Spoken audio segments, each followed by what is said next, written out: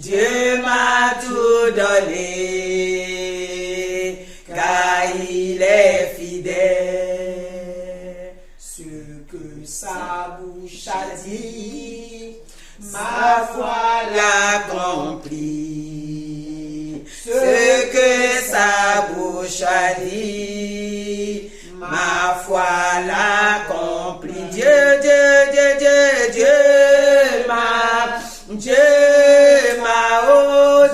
m'a tout donné.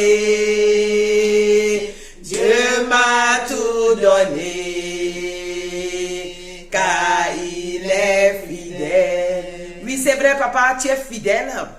Et ce matin, dans ta fidélité, tu nous as encore donné cette grâce de nous tenir debout au devant de ta face. Donc, nous voulons te dire merci pour nous-mêmes ici. Nous voulons te dire merci pour tout ton peuple sur la terre, partout dans le monde entier. Nous voulons vraiment te lever, te magnifier et te recommander ce temps que nous nous tenons là-dedans, afin que le Saint-Esprit lui-même dirige et conduise les choses. Saint-Esprit de Dieu, je te confie ma bouche, je te confie mes pensées, je te confie ma langue, tout ce qui doit sortir de moi, que soit au contrôle, pour que toi, tu sois glorifié, tu sois vu. Au nom de Jésus-Christ, c'est que tout plan de l'ennemi, Seigneur, l'esprit d'oubli, tout cela, soit totalement paralysé. Père, bénis ce moment et que tout ton peuple qui est à l'écoute, maintenant comme après, reçoive cette bénédiction immense qui vient de toi. Bénis ton peuple au nom de Jésus-Christ. Amen. Amen. Alléluia. Amen. Ce matin, nous vous saluons dans le nom puissant de Jésus-Christ. Comme j'ai dit, il faudrait que vous voyez ça sur mon visage quand même. J'ai dit, c'est avec joie que nous nous tenons ici. Donc, nous vous bénissons au nom de Jésus. Vous, nos frères et sœurs, vous qui nous suivez, et comme j'aime le dire, même ceux qui ne nous suivent pas, là où que vous vous tenez, que le Seigneur vous bénisse. Dimanche dernier, le Seigneur a mis dans nos bouches de voir la domination. Et donc, cette domination, le Seigneur nous a montré ça dans sa parole.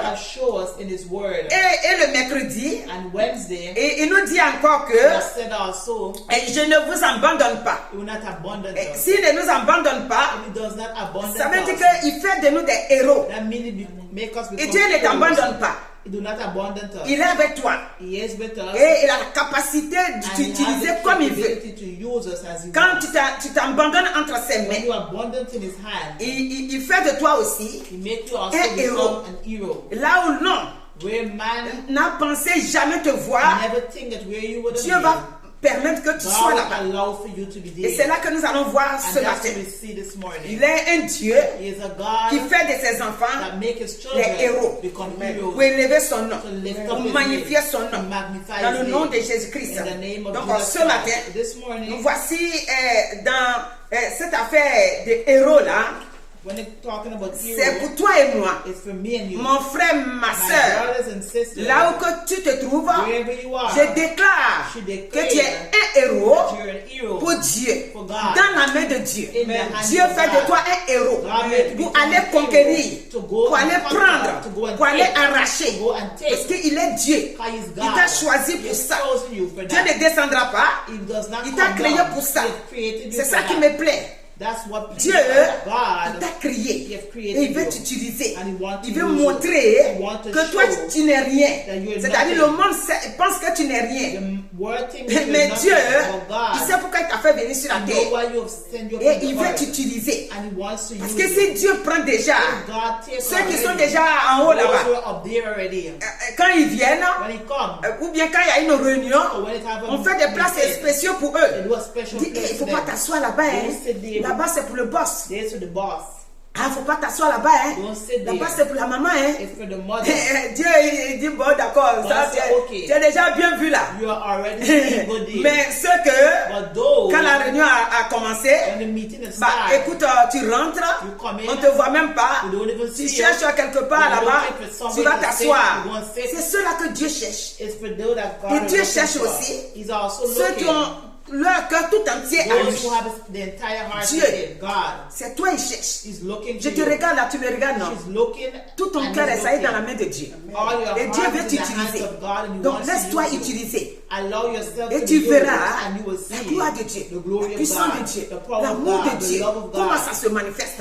Tu sais, quand tu te laisses emporter par Dieu, et tu vois comment Dieu se manifeste. Si tu ne coinces pas, c'est-à-dire si tu ne te retires pas un peu, quand je dis retirer, quand Dieu, tu sens que Dieu va t'utiliser, et tu recules un peu dans la foi, tu vas un peu en arrière, tu ne verras pas, alors que c'est tellement chic, c'est tellement bon. Quand tu vois le Saint-Esprit se manifester dans ta vie, je ne sais pas qu'est-ce que je dois comparer avec ça. Vous connaissez ça, ce graine? C'est plus doux que ça, ce graine. Des graines de palme là. Amen. Tu fais ta sauce. Faut rire de temps en temps, hein, avec l'escargot bien propre là. Avec de bonnes sauces. Avec la banane, un foutou banane rouge là. Allez, tu es là déguster ça. Tu manges ça, tu es content. Mais le Saint-Esprit dépasse ça. Alléluia. Quand le Saint-Esprit tu utilises là, il y a des fois tu es dépassé. Parce que tu ne penses pas qu'il peut t'utiliser pour faire ça. Alors ce matin, je veux te bénir par le nom de Jésus-Christ pour dire que mon frère, ma soeur, c'est ton cas aujourd'hui. C'est pour toi aujourd'hui. Dieu, il t'amène sur le message pour que tu comprennes que tu es son héros. Et laisse-toi utiliser par le Saint-Esprit. Alléluia. Donc, nous allons voir ça. Un homme qui s'appelle Gédéon. Gédéon. Et Gédéon, nous allons voir ça dans Juge 6. Cet homme-là, Dieu l'a choisi. Dieu l'a envoyé.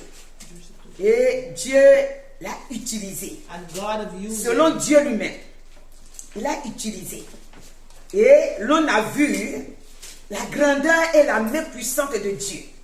Parce que cet homme-là, il va voir que quand Dieu est venu vers lui, pour lui dire qu'il va l'utiliser, il va se voir. Vous pouvez lire Juge 6.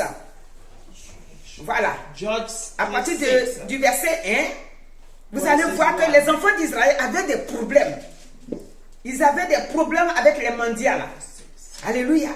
Ils avaient des problèmes avec les Amalek. Ils avaient des problèmes. Ils étaient persécutés. Mais Dieu va trouver la solution. La solution que Dieu trouve, c'est de choisir Gédéon. Alléluia. Il choisit Gédéon. Et quand il choisit Gédéon, il va utiliser Gédéon. Et Gédéon aussi va prêter l'oreille. Il va rester à l'écoute de Dieu. Mon frère, ma soeur, aujourd'hui, c'est le Saint-Esprit que tu dois écouter, que tu dois prêter l'oreille. Ta vie chrétienne n'est pas une vie et que tu vas de gauche à droite. Si tu restes fixé devant le Seigneur, son esprit, qu'il a appelé le Saint-Esprit, qui est venu habiter en nous, va te conduire. Il va te parler. C'est comme Romains 8, 14. Il va te conduire. Et donc, en son temps, puisque le Saint-Esprit n'était pas encore là, et c'est Dieu lui-même qui venait par son esprit leur parler. Et ils écoutaient. Et donc, cet homme-là, il a écouté. Au début, il a voulu dire, moi je suis faible, je ne suis rien. Et puis ma famille est une petite famille. Mais Dieu va lui parler. Que c'est dans ça même que moi j'aime là. Comme tu n'es pas un héros là.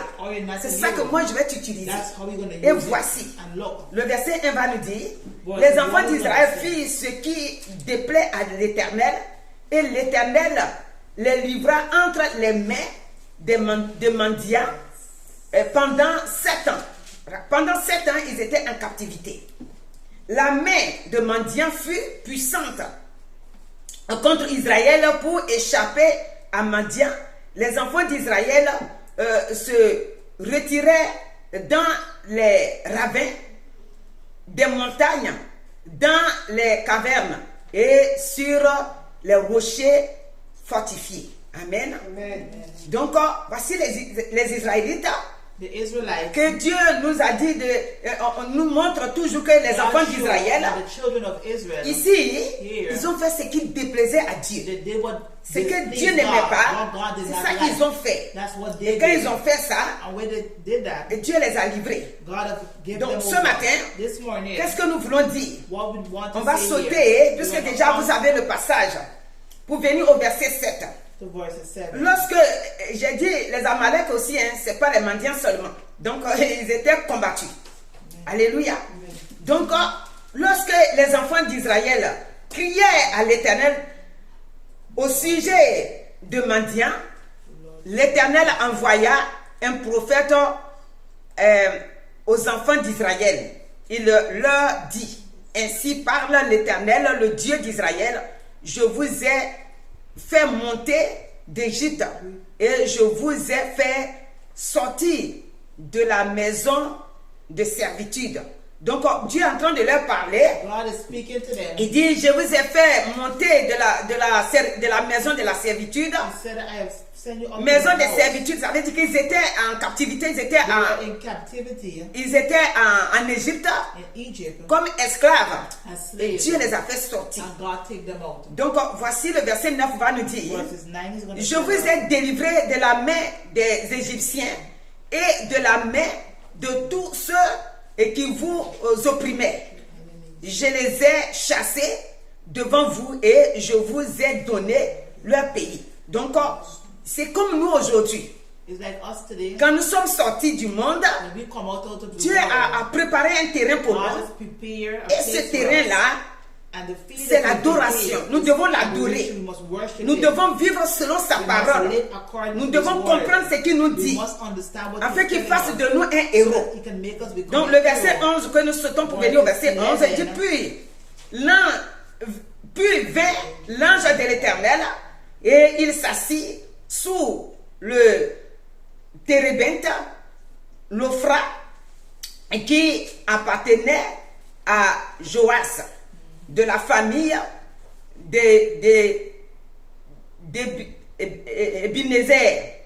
Gédéon, son fils, battait du froment au pressoir pour le mettre à l'abri de mendiants. L'ange, le verset 12 de l'Éternel lui apparut et lui dit: l'Éternel est avec toi, vaillant héros.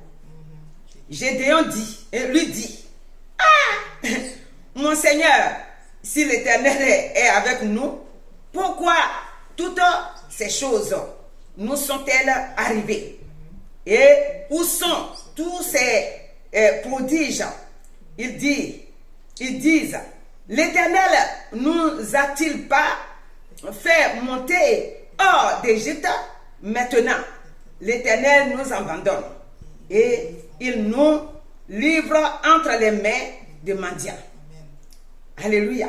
Donc, deux fois, ça peut nous arriver. On peut se demander, mais Dieu nous-mêmes, on ne te comprend pas.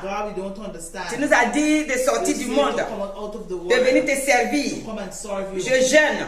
Je prie, je vais dans les conversions, partout je suis là, je donne mes offrandes, je fais tout, mais regarde, je suis encore attaqué. Alléluia. Des fois ça peut nous arriver, mais le Seigneur est en train de préparer quelque chose. Si ça nous arrive, c'est au premier verset là, parce qu'il y a des fois qu'on peut faire des choses qui déplaisent à Dieu, et au fur et à mesure que le temps passe, on considère ce qu'on est en train de traverser maintenant qui sont des attaques qui ont été provoquées par ce qu'on a fait là, et on oublie que nous-mêmes on a provoqué ça. C'est pour ça que Dieu a levé un peu sa main. C'est pourquoi chaque jour souvent je dis que, pas chaque jour mais souvent, je dis que personne ne peut vivre en paix sans la main de Dieu. Si Dieu n'est pas avec nous, nous ne pouvons pas vivre en paix. Et quand Dieu a retiré un peu sa main, et comme on a lu là, Dieu les a livrés, et voilà maintenant qu'ils sont en train de pleurer. Donc ils ont crié, Dieu va venir maintenant à leur secours. L'Éternel, le verset 14, se tourna vers lui et dit, va avec cette force. Alléluia. Donc il va lui dire d'aller avec cette force que tu as et délivre Israël de la main de mendiants. N'est-ce pas moi qui t'envoie? Alléluia. Donc maintenant, il dit que Dieu nous a abandonnés. Il dit, moi je t'ai choisi, maintenant va et délivre-les. C'est moi qui t'ai choisi. Donc Gédéon va dire au verset 15, ah mon Seigneur, avec quoi délivrerai-je Israël? Voici, ma famille est la plus pauvre en Manassé et je suis le plus petit dans la famille, dans la maison de mon père. Donc voilà comment il décrit. Sa famille est pauvre. Lui-même il est le plus petit de sa famille. Donc quand Dieu lui dit que c'est par lui va passer, il ne comprend rien. Il dit comment tu veux passer par moi? Toi tu vois ma position, non? Tu vois que je ne suis rien et tu veux passer par moi. Dieu dit oui, je vais passer par toi. Et donc voici ce que Dieu va faire maintenant. Au verset 17. Donc au verset 16 d'abord, il dit, l'Éternel lui dit, mais je serai avec toi et tu battras mendiant comme un seul homme. Gédéon lui dit, si j'ai trouvé grâce à tes yeux, donne-moi un signe pour montrer que c'est toi qui me parles. Donc, et comme ça, jusqu'à on va arriver jusqu'au 25. Et c'est tout le chapitre 6. Et donc Dieu va nous montrer que réellement il a choisi pour le conduire et aller délivrer le peuple d'Israël. Et c'est ce qui va se passer jusqu'à ce que le peuple soit délivré par la main de Gédéon. Pourquoi? Parce que Gédéon, il s'est laissé conduire. Il a écouté la voix de Dieu et il s'est laissé aller jusqu'à ce que Dieu lui montrait. Il le faisait. Donc quand lui aussi demandait à Dieu ainsi, et Dieu aussi lui répondait par des signes. Et donc ainsi, Dieu va passer par la main de Gédéon et son peuple là pour les faire sortir de cette servitude. Donc ce matin, Dieu fait de toi un Gédéon. Alléluia. Un héros. Si tu ne te considères pas, Dieu dit que c'est toi. D'autres viennent à l'église, si tu les regardes, tu dis, hey, Dieu t'a choisi, mon frère. Et ils ne vont plus venir à l'église là. Parce qu'ils se disent, Dieu m'a choisi pour faire quoi? Vos affaires là, il ne faut pas mettre ça sur moi. Moi je ne suis pas dans vos affaires là. Et tu ne vas plus le voir à l'église. Parce que tu as dit Dieu t'a choisi. Quand on dit Dieu t'a choisi, je le dis souvent et je le répète. Quand on dit Dieu t'a choisi, ce n'est pas forcément que tu vas venir parler de la part de Dieu comme ça. Dieu t'a choisi pour te faire sortir de la perdition. Parce que si tu es venu pour visiter l'église et puis sortir pour partir, il faut que tu saches que ta place ne se trouve plus dans le monde. Maintenant tu es dans la maison de Dieu, dans une maison où on adore Dieu, où on glorifie Dieu, où on élève Dieu. Le chapitre 7 va nous montrer la victoire que Dieu leur a donnée. Alléluia. Dieu, il les a choisis.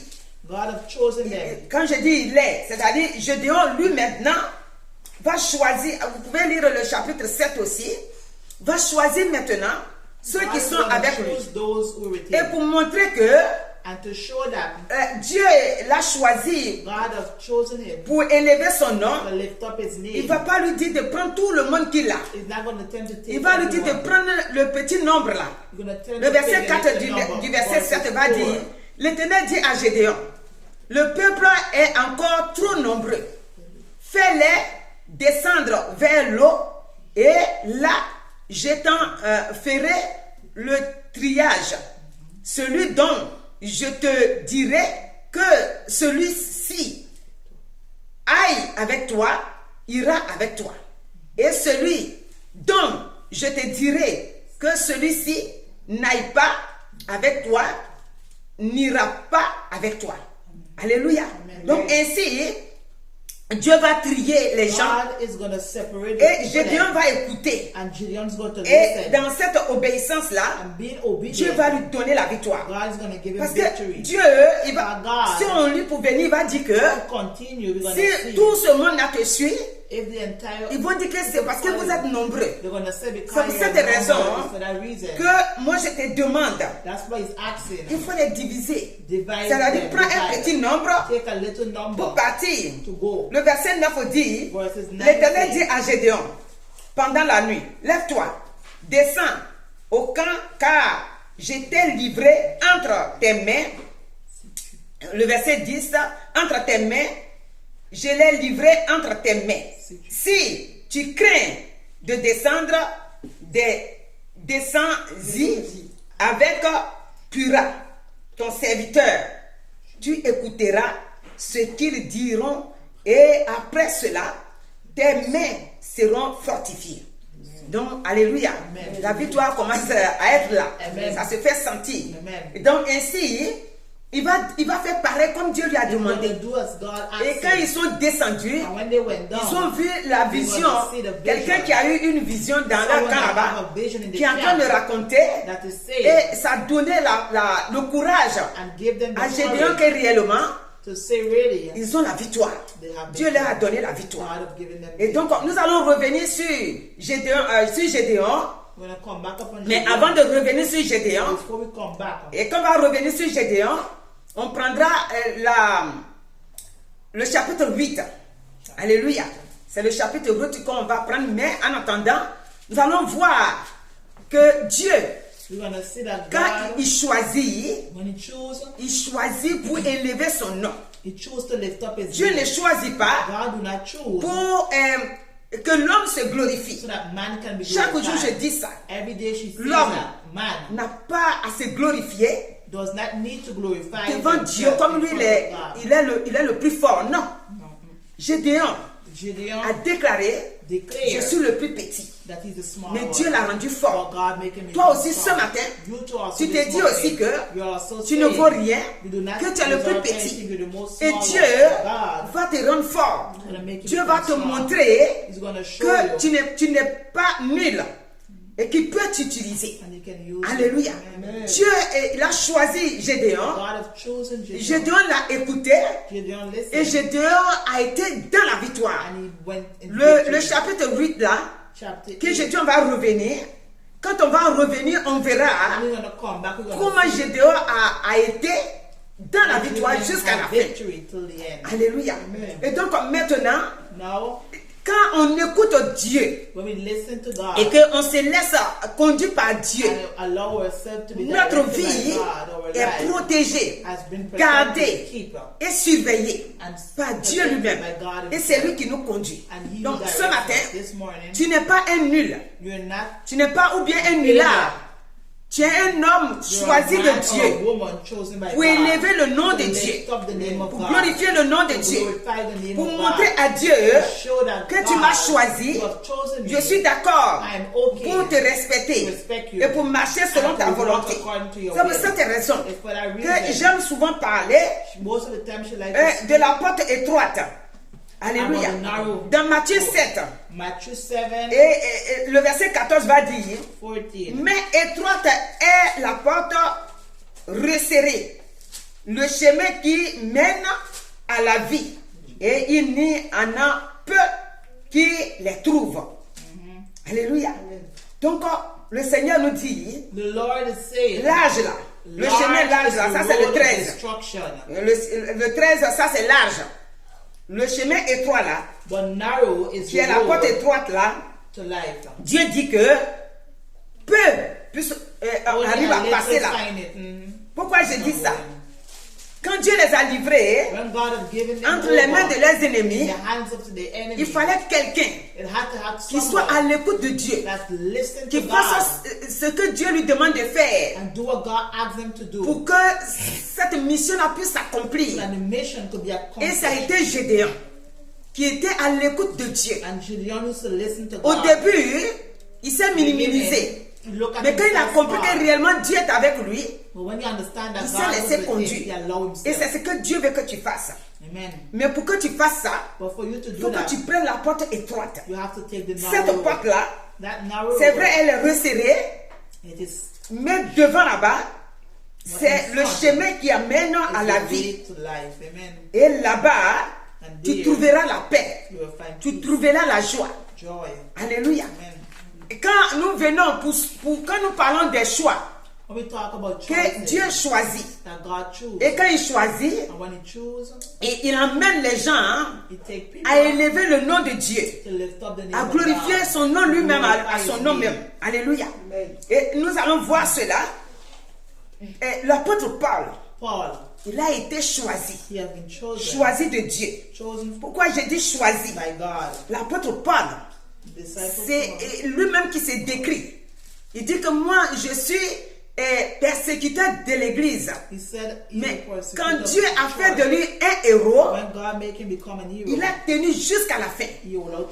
Dans Gédéon là, on va voir que Gédéon a fait une bonne, c'est-à-dire qu'il a fait une bonne vieillesse. Il est resté dans l'obéissance de Dieu jusqu'à sa vieillesse. Et cette vieillesse-là a été une bonne vieillesse. On va repartir dessus après. Ici, il faut combattre. Et dans 2 Timothée 4, à partir du verset 7, regardez ce que, comment on appelle ça, l'apôtre Paul va dire. Il dit, j'ai combattu le bon combat. J'ai achevé la course. J'ai gardé la foi. Désormais, la couronne de justice m'est réservée. Le Seigneur, le juste juge, me la donnera. Dans ce jour-là, et non seulement à moi, mais encore à tous ceux qui auront aimé son avènement. Alléluia. Amen. Tous ceux qui auront aimé l'avènement de Christ, ceux-là aussi, Dieu va les garder, va les protéger. Ça veut dire que ceux-là, ils sont à l'écoute de Dieu. Ils sont là pour écouter Dieu. Donc ce n'est pas seulement l'Ancien Testament, mais dans le Nouveau Testament, d'autres se sont aussi donnés. Au début, ils étaient loin de Dieu. Ils ne comprenaient pas. Mais quand ils ont compris que c'est la bonne voie. Ils ont compris que la voie, la porte étroite là, c'est là qu'il faut passer. Pourquoi la porte étroite? Je le dis souvent, hein, et je l'ai dit tout à l'heure. J'ai dit la parole de Dieu là, de fois ça devient lourde dans la main des gens. Quand ils viennent à l'église, ils écoutent 2 fois, 3 fois. Ils disent non, ça moi je ne peux pas supporter. Et ce n'est pas de nos jours. Dans Jean 6 là, les gens ont fait ça aussi. Ils suivaient Jésus. Ils étaient 72. Mais quand ils ont entendu Jésus prêcher, ils se sont ramassés les 60 là. Et ils ont laissé les 12 là. C'est quoi Pierre l'a répondu quand Jésus a dit mais vous n'allez pas. Ils ont dit mais non, c'est toi seul, Pierre dit, toi seul tu as la parole de la vie éternelle. À qui irions-nous? Ce matin, lui seul, il a la parole de vie. Et c'est lui qui nous fait du bien.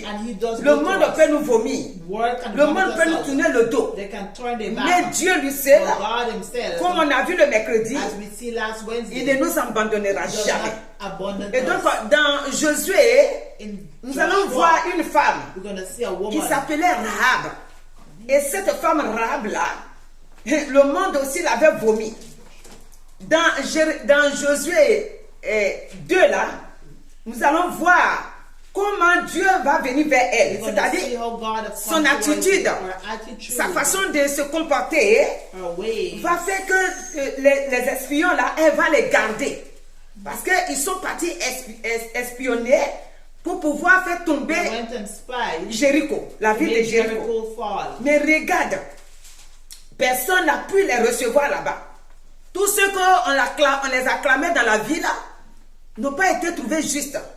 Mais Rahab, La Bible l'appelle la prostituée. Cette prostituée-là, c'est elle qui va jouer un grand rôle.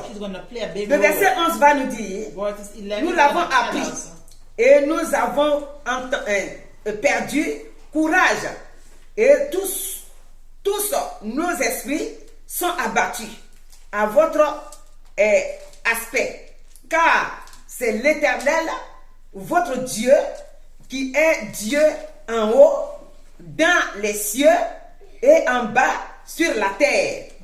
Et maintenant le verset 12 va nous dire, et maintenant, je vous prie, jurez-moi plutôt par l'Éternel que vous aurez pour la maison de mon Père la même bonté que j'ai eue pour vous. Alléluia. Amen. Donc ça maintenant, on a sauté pour venir vers ici pour vous montrer que Rahab maintenant en train de échanger avec les deux espions là, en train de dire, si moi je vous garde, quand vous allez venir détruire Jéricho, vous allez prendre soin de mes parents et moi. Et c'est ça qu'ils sont en train de dire. Et cela va arriver. Le verset 13 dit, donnez-moi l'assurance que c'est toujours Rahab qui parle. Vous laisserez vivre mon père, ma mère, mes frères, mes sœurs et tous ceux qui leur appartiennent, et que vous nous sauverez de la mort. Amen. Alléluia. Amen. Ici, je vais te dire, mon frère, ma soeur, c'est toi que le Seigneur va passer, par toi qu'il va passer pour délivrer ta famille, comme Rahab. Peut-être que tu ne te vois pas comme ça, mais ce matin, le Seigneur m'envoie te dire que par tes prières, par ta foi là, en Jésus-Christ, il va te saisir. Tes fruits vont porter du fruit et tu vas sauver ta famille. Ta famille sera libérée seulement à cause de ta foi. Parce que tu as cru au Dieu de vie, au Dieu de victoire, au Dieu de grâce, au Dieu qui opère les miracles. Et toi seul, que personne ne considérait, tu seras la meilleure personne que Dieu va passer par toi pour les faire sortir de ce danger-là. Tout danger qui va arriver, Dieu passera par toi pour opérer ce miracle. Et ainsi va s'arriver. Les espions vont revenir. Même quand les gens vont venir vers Rahab, Rahab ne va pas les livrer. Rahab ne va pas dire que je les ai vus, je les ai mis ici. Rahab va trouver la solution et elle va s'accorder avec eux. Ils vont passer quelque part pour partir. Et ils vont aller fouiller partout, ils ne vont pas les trouver. Mais quand ils vont revenir pour maintenant la destruction de Jéricho, la famille de Rahab sera conservée. Donc, alléluia. Ce matin, c'est pour toi. Toi qui m'écoutes, tu ne te vois pas que tu es un héros, mais Dieu te dit ce matin que tu es mon héros. Quel que soit ce que tu es mon héros. Et c'est ce que Dieu leur a fait. Ils sont sortis vivants. Et Rahab et sa famille. Et maintenant, je vais te dire que David aussi était héros de Dieu. Je vais te dire que Joseph était héros de Dieu.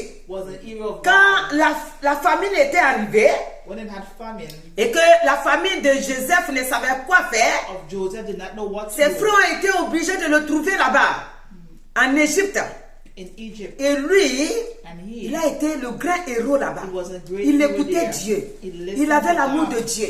Il avait l'obéissance à Dieu. Il avait la crainte de Dieu dans son cœur. Et finalement, tous les obstacles qu'il traversait, il les remportait. Si je peux dire tous les combats qui se présentaient devant Joseph, Joseph les remportait. Donc là où tu es, toi aussi, peut-être que tu n'es pas dans ta famille, peut-être que tu es quelque part. Les gens disent laissez-les, eux sont partis se promener. Nous on est restés ici, on est bien. Mais un jour, quelque chose va arriver et c'est sur ton chemin. Et c'est toi qui vas les sauver. Dieu le permet ainsi. Que tu sois le héros. C'est-à-dire que tu sois le Joseph qui vient au secours de sa famille. Et tout le monde a perdu l'espoir. Mais toi, tu seras l'espoir de la famille. Il faut écrire, mon frère. Il faut écrire, ma soeur. Il faut écrire pour garder. Que tu es l'espoir de la famille. Pourquoi? Parce que tu connais Dieu. Et Dieu, il te prépare pour que quand ces moments-là vont arriver, par ta foi, par la crainte que tu as dans Dieu, tu puisses sauver ta famille. Regardez Daniel et ses amis. Ils ont été aussi héros dans ce pays de Babylone. Chaque fois que tu remportes la victoire, ça veut dire que tu es héros de Dieu. Dieu t'utilise. Dieu te regarde et il est content. Son cœur se réjouit pour toi. Parce que là où tu devais passer pour faire échouer ces projets, toi, en tant qu'enfant de Dieu, tu as tenu. Et la victoire est venue. C'est-à-dire Dieu est venu à ton secours. Donc ce matin, tu es un héros de Dieu. C'est le terme qui est là, mon frère, ma soeur. Tu es un héros de Dieu et Dieu veut t'utiliser. Si on a dit qu'il t'a donné la domination, et tu as cette domination en toi. Et si Dieu nous montre qu'il ne t'abandonne pas, et s'il ne t'abandonne pas, tu ne vas pas rester dans sa main comme un pot de fleurs comme ça qui ne fait rien. Dieu va t'utiliser. Dieu va se servir de toi pour opérer des miracles, pour montrer que le Dieu qui sauve, le Dieu qui délivre, ce Dieu-là, que tu l'as servi et que les gens n'ont pas considéré ce que tu faisais, à un moment donné, Dieu, il va passer par toi. Ils seront dans une situation compliquée et c'est ta foi qui va les faire sortir. Alors ne te décourage pas. Si tu es devenu chrétien et que ta famille t'a rejeté, ne te décourage pas. Si tu t'es donné au Seigneur, que l'ennemi a fait que la famille t'a abandonné, crois que là où tu es, tu es un enfant de Dieu, que Dieu n'abandonne pas. Et que tu es en train de préparer leur sortie. Lorsqu'ils seront devant les difficultés, par ta foi, tu seras leur héros. Tu vas les faire sortir. Regardez comment Gédéon va revenir sur Gédéon. Gédéon, chapitre 8, verset 2, puisque Gédéon, il va mourir après, mais le verset 32 va nous dire, Gédéon, fils de Joas, mourut après une heureuse vieillesse. Et il fut enterré dans le sépulcre de Joas. Joas, c'est son père. Son père à Ophra, qui appartenait à la famille d'Abinézer. Alléluia. Donc, mon frère, ma soeur, regarde, quand tu lis, quand j'ai lu ça, mes pensées m'ont fait aller dans Somme 91. Et Somme 91, le dernier verset va nous dire, puisqu'il dit que il a trouvé une vieillesse heureuse. Toi aussi, tu dois trouver une vieillesse heureuse. Alléluia. Pourquoi? Parce que tu fais confiance à Dieu. Tu t'es donné au Seigneur. Et le Seigneur veille sur toi. Même dans Somme 103, il parle de ça aussi. Le verset 16 dit, je le rassasierai de longs jours et je lui ferai voir mon salut. Alléluia. Puisque tu lui fais confiance, il t'a donné une heureuse jeunesse, c'est-à-dire vieillesse plutôt, une heureuse vieillesse, et tu as passé tout ton temps dans la paix, dans le nom de Jésus-Christ. Donc, ce matin, qu'est-ce que le Seigneur veut nous dire? Il nous a parlé de l'apôtre Paul, et qui, quand il a connu le Seigneur, il a combattu le bon combat. Il a gardé sa foi. Et ce qui a fait qu'il a gardé la foi, c'est que quand il a croisé Christ, sa vie a changé. Et quand sa vie a changé, il a voulu honorer Dieu dans tout ce qu'il faisait. Il donnait la gloire à Dieu dans tout ce qu'il faisait. Et ainsi, David a fait le bon combat. Il dit désormais, la couronne de vie m'est réservée. Ce matin, le Seigneur veut que toi aussi tu dises pareil, que la couronne de vie t'est réservée. Pourquoi? Parce que tu as fait le bon combat. Tous ceux qui ont remporté ont fait le bon combat.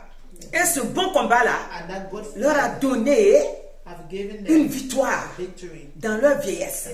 Et le nom de l'Éternel a été glorifié. Chaque fois que Dieu est glorifié, l'homme aussi est bien vu. Alléluia. Si l'homme refuse d'accepter Christ comme son Seigneur et Sauveur, chaque jour je le dis et je le répète et je le répéterai. Chaque fois que je serai vivante et que Dieu m'utilisera, je le répéterai tous les jours. Je dis, si tu refuses, mon frère, ma soeur, d'accepter Christ et que tu trouves que les chrétiens disent n'importe quoi, mon frère, ma soeur, ce ne serait pas bien pour toi.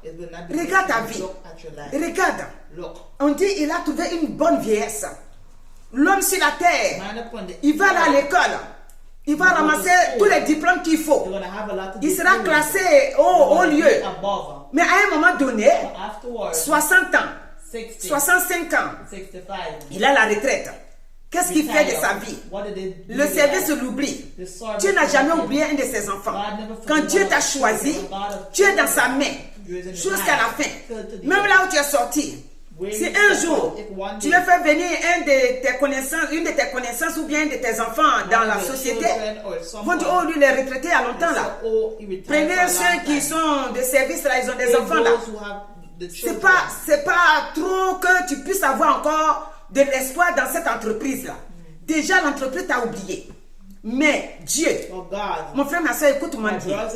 Quand Dieu t'a choisi, quels que soient les diplômes que tu as, tu vas jouir de ces diplômes-là. Mais en plus de ce que la main de Dieu est sur ta vie, quand tu iras à la retraite, tu seras considéré. Tu seras bien vu. Parce que pourquoi? Dieu sera avec toi. Et il va veiller sur ton corps. Il va veiller sur ta vie. Il va veiller sur tout ce que tu vas faire. Et le jour que tu vas quitter la terre, ce serait dans une vieillesse heureuse.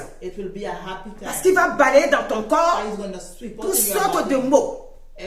Tout ce qui peut te fatiguer. Alors ce matin, toi qui m'écoutes, quel que soit l'âge que tu as, le Seigneur te fait appel. Parce qu'il veut te faire un héros. Un homme héros. On dit, ah, c'est des pauvres. Mais Dieu dit, c'est les pauvres même que j'utilise pour élever mon nom. Donc ce matin, nous allons bénir son Saint-Nom. Nous allons élever son nom. Parce qu'il est bon. C'est pourquoi nous chantons souvent, il est bon de louer Dieu, alléluia. Il est bon de louer Dieu, alléluia.